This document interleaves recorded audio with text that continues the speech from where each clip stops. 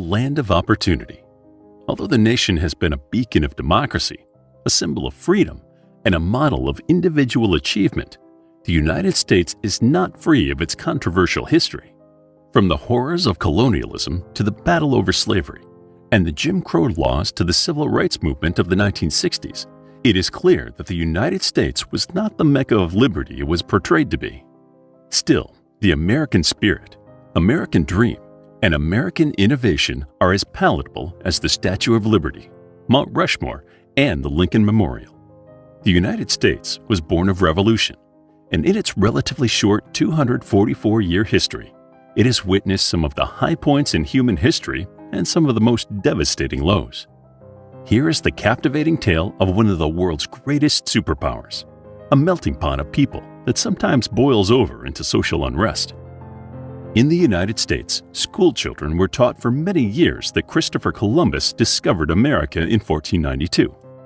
However, when Columbus set foot on Hispaniola, there were already people there.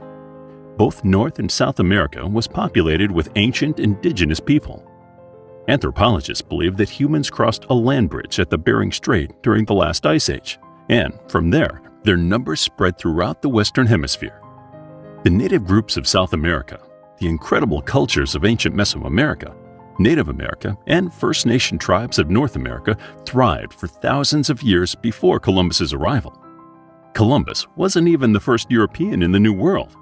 Norse and Viking explorers had already arrived in Greenland and parts of present-day Canada. Word spread of the riches of the New World. Although many tales about the wealth of the newly discovered continent were obvious exaggerations, like the stories of cities made of gold, there were enough natural resources to attract explorers from several European countries. People from Spain, England, Italy, France, and Portugal sailed to the Americas to stake their claim to the vast expanse of land. The English attempted to establish the first permanent colony in the United States in what is now Virginia.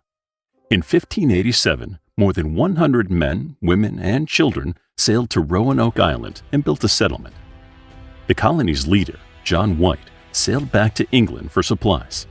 But when he returned almost 3 years later, the entire colony had disappeared. The reasons remain a mystery to this day. Undeterred, the English sent John Smith to establish the Jamestown colony in 1604. This opened the door to more colonization efforts.